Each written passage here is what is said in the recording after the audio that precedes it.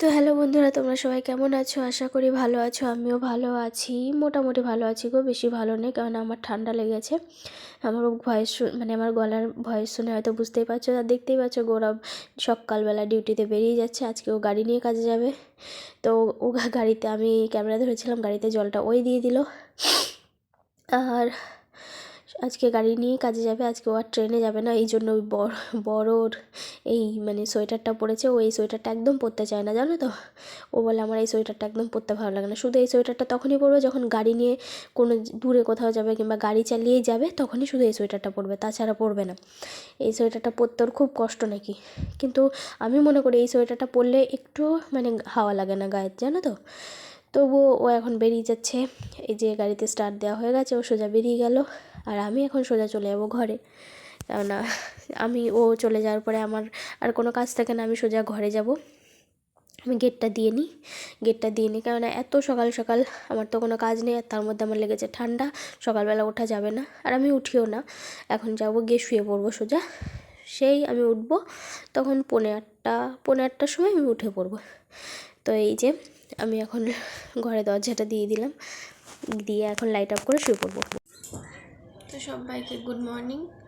তো তোমরা কেমন আছো? ভালো আছো আশা করি। আমিও ভালো আছি বলতে খুব একটা ভালো নেই, জানো তো, ঠান্ডা লেগেছে একটু।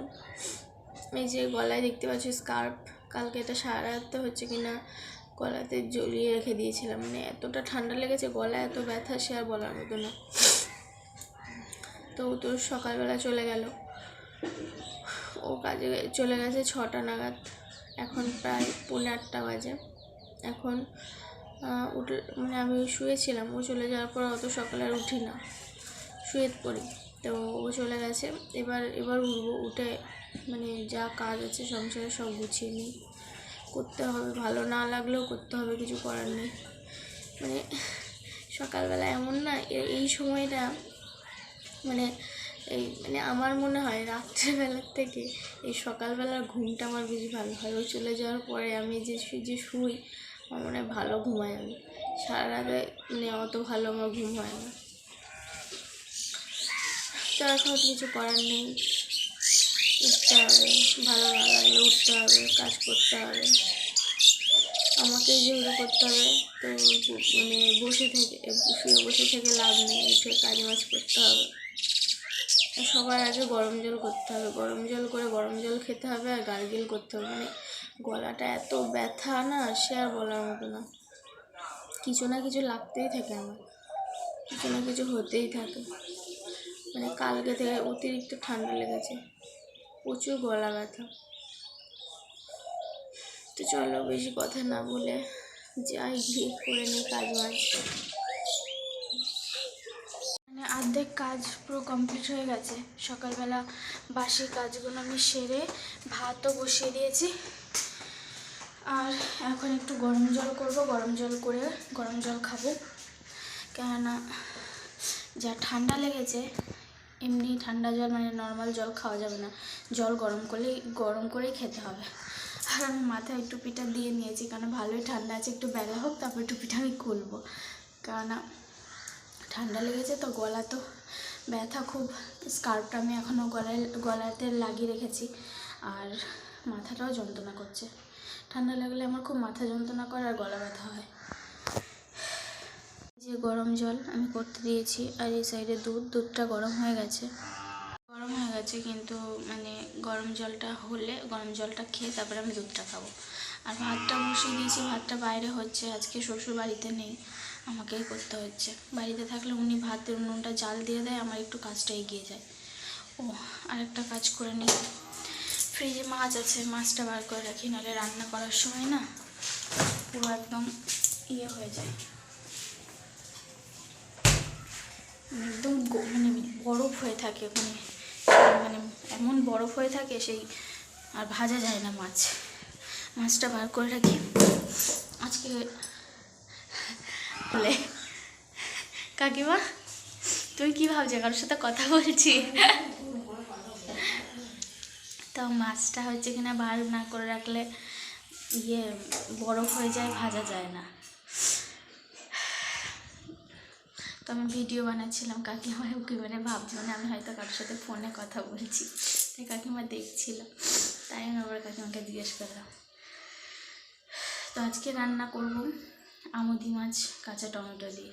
আগে একদিন করতে চেয়েছিলাম, হয়নি, সেদিন মাছ পাইনি।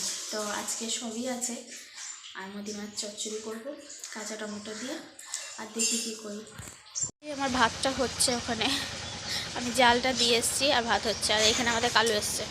কী হয়েছে, কি খেতে হবে সকালবেলা? কালু, মুড়ি খেতে হবে, দাঁড়া তোর জন্য মুড়ি আনি। আমাদের কালু সকালবেলা মুড়ি খায়, মানে মুড়ি খাওয়ানোর অভ্যাসটা আমার শ্বশুর করেছে।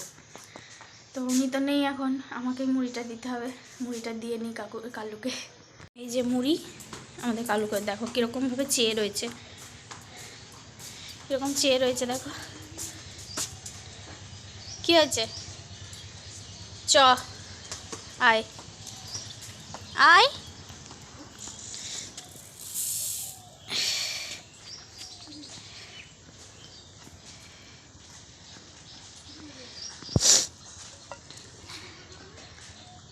দেখো কেমন করে মুড়ি খায়।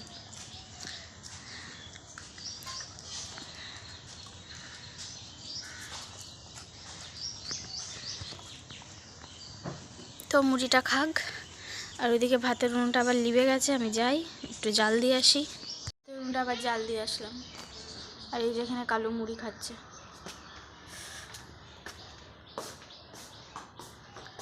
কোটোটা রেখে দিই, তারপরে সোজা রান্নার ওখানে যাব। রান্নাবান্না সব কমপ্লিট হয়ে গেছে। আমি আজকে রান্না করেছি ডাল, আর হচ্ছে আমুদি মাছ কাঁচা টমেটো দিয়ে তরকারি, আর আলু আর ছিম ভাজা করেছি। তো সব কাজ গুছানো হয়ে গেছে, এবার শুধু স্নান করবো, থালা বাসনগুলো মাজবো, স্নান করবো, হয়ে যাবে। তো কী রান্না করেছি তোমাদেরকে দেখাই, মানে বলে দিলাম কী রান্না করেছি, তাও তোমাদেরকে একবার দেখাই। এই যে ছিম আলু ভাজা, কাঁচা টমেটো, আমুদি মাছ দিয়ে তরকারি, আর এই যে ডাল। অনেকটা বেলা হয়ে গেছে, তো বেশি কথা না বাড়িয়ে আমি থালা বাসনগুলো মেজে স্নান করে নিই। তো এখানে দেখতেই পাচ্ছ আমাদের বাড়ি কত লোকজন জড়ো হয়ে গেছে। আসল ব্যাপারটা কি হয়েছে তোমরা কেউই জানো না, তোমাদেরকে বলি।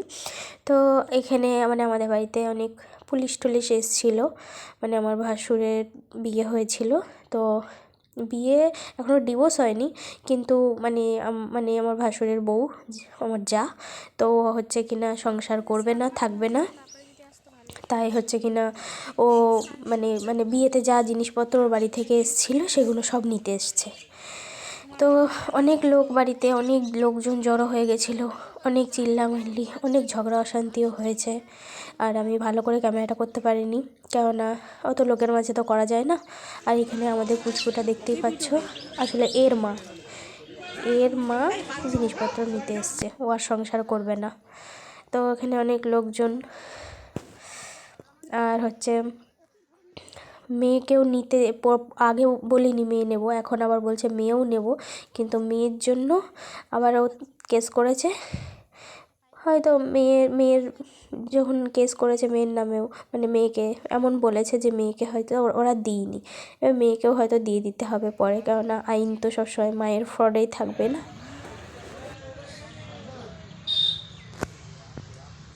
মানে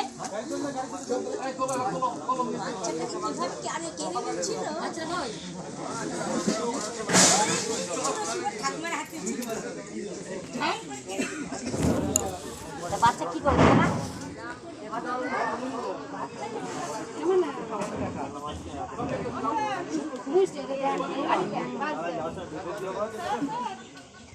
মানে ওর বাড়ি থেকে যা যা এসেছিলো, খাট, আলমারি, ড্রেসিং টেবিল, মানে যা যা দিয়েছিল, এই যে দেখতেই পাচ্ছ সব বের করে করে নিয়ে চলে যাচ্ছে।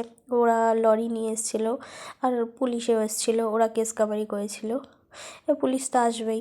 এই যে দেখতেই পাচ্ছ খাট ঠাট সব কিছুই বার করে নিয়ে চলে যাচ্ছে, পুরো ঘর ফাঁকা করে। এই যে ঘর পুরো ফাঁকা হয়ে গেছে, পুরো কিচ্ছু নেই, ঘরে পুরো ভর্তি ছিল, এখন পুরো ঘর ফাঁকা করে সব জিনিস নিয়ে চলে গেল।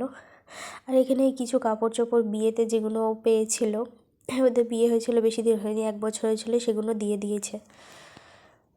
স্নান করব, কিন্তু এই যা শুরু হয়ে গেল বাড়িতে, আর স্নান করা গেল না। আমার বাসন কোসন এখনও সব রয়ে গেছে কলতলায়। এই যে বাসন সব রয়ে গেছে কলতলায়। বেলা হয়ে গেল অনেক, ওইদিকে দেখতে গিয়ে এদিকে বেলা হয়ে গেল।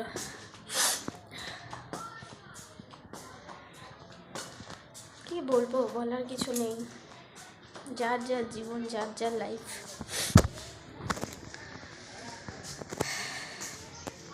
মেজে নিই, স্নানটা করে নিই, অনেকটা বেলা হয়ে গেছে।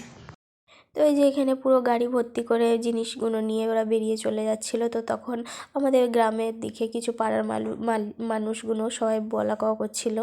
আর আমাদের মানে আমার ভাসুরেরও কিছু অনেক পয়সা করে খরচা হয়েছিল, কিছু পয়সা করে ওরা পাবে মানে মেয়েদের কাছে, সেগুলোই চাইছিল, বলছিল এগুলো না দিয়ে গেলে নিয়ে যেতে দেবো না, এরকম বলছিল। তো পুলিশ ছিল, তো সেরকমটা তো হয় না। তো পুলিশ বললো সেই জন্য তোমরা আলাদা কেস করো, তারপরে তোমরা বুঝে নাও। টান করা সবই কমপ্লিট হয়ে গেছে।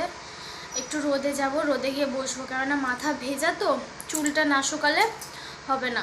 আর মানে এত ঠান্ডা লেগেছে, ভালো লাগছে না, শরীরটা খুব একটু ভালো লাগছে না। মাথা মানে ভার হয়ে রয়েছে, নাক জাম হয়ে রয়েছে, গলা ব্যথা। সকালবেলা বললামই একটু রোদে যাই, রোদে গিয়ে বসি, চুল যদি না শুকায় আরও ঠান্ডা লেগে যাবে। তারপরে এসে ভাত খাবো। উঠোনে গিয়ে একটু বসবো। তো এখন একটু যাব উঠোনে। উঠোনে আজকে বেশ ভালো রোদ বেরিয়েছে, সকালের দিকে কুয়াশা ছিল, কিন্তু পরে বেলার দিকে অনেক রোদ হয়েছে। এখন একটু গিয়ে রোদে বসবো, চুলটাও শুকিয়ে নেবো। আর সবে স্নান করলাম, তো একটু রোদে বসে তারপরে ভাত খাবো। আমি যাই।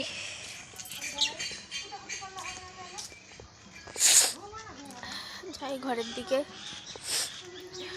একটু ভালো লাগছে না, নাকটা পুরো যেন আস্তে আস্তে নাকটা জমে মানে সর্দি জমে যাচ্ছে, মানে নাক জাম হয়ে যাচ্ছে আমার আস্তে আস্তে। গিয়ে খাওয়া দাওয়াটা করে নিই। আমার খাবার রেডি হয়ে গেছে, তো আমি খেয়ে নিই। এটা কালকের তরকারি, তো আর আজকে যা যা করেছিলাম তাই আছে, আর এটা কালকের তরকারি নিয়েছি, আমি খেয়ে নিই। আর কালকের একটু তরকারি ছিল, ওই তরকারিটা আমি খেয়ে নিই। আর আমার মানে এখন 2:30 বেজে গেছে, আমার অনেক আগেই খাওয়া দাওয়া হয়ে যায়। এরকম সময় আমি খেয়ে দিয়ে শুয়েও পড়ি। আজকে বাড়িতে যা যা হলো সে তো তোমাদের সঙ্গে যেটুকু পেরেছি শেয়ার করলাম, ওই জন্য দেরি হয়ে গেছে। নাহলে এরকম টাইমে আমার স্নান খাওয়া সব কমপ্লিট হয়ে যায়, মানে আমি শুয়েও পড়ি। আজকে একটু বেশি দেরি হয়ে গেছে। তো আমি খেয়ে দিয়ে ঘরে চলে এসেছি, একটু বেশি বেলা হয়ে গেল, আমি মানে একটু শোবো। তো ভিডিওটা শেষ করার আগে তোমাদের সঙ্গে কিছু কথা বলে নিই। তো আজকে বাড়িতে যা হলো সব দেখালাম তোমাদেরকে, পুরোটা না দেখালেই যেটুকু পেরেছি সেটুকু তোমাদেরকে দেখালাম। তো এখানে কি বলবো বলো, তো কিছু না বলার নেই। যার জীবন, যার লাইফ, যার পার্সোনাল ব্যাপার, সে যে যেমনভাবে কাটাতে পারে। কিন্তু মানে আমার ভাসুর আর মানে আমার জায়ের বিয়ে হয়েছিল বেশি দিন না, 1 বছর হয়েছিল, বিয়ে হয়েছে সবে। তো আজকে দেখতেই পেলে বাড়িতে লোক ঠোক এসছে, পুলিশ এসেছিলো, ওরা কেস কামড়ি করেছে। মানে বিয়েতে যা যা জিনিসপত্র দেয়, মানে ঘরের যা যা জিনিসপত্র দেয় সবই নিয়ে গেল। আর প্রথমে আমার আগের একটা ভিডিওতে তোমাদেরকে আমি বলেছিলাম যে আমাদের মানে আমার ভাসুর একটা পুচকু হয়েছে, মানে মেয়ে হয়েছে আমার ভাসুরের একটা। তো মেয়েটাকে হসপিটাল থেকেই রেখে চলে গেছিলো। তো তখন কোনো খোঁজ খবর নেয়নি। মেয়েটা হয়েছিল নভেম্বর মাসের 3 তারিখে, আর এখন 4 মাস হতে চললো মেয়েটার বয়স। তো মেয়ে তখন আর খোঁজ হয়নি, তো এখন মেয়ে নেবে, মেয়ের জন্য কেস করেছে।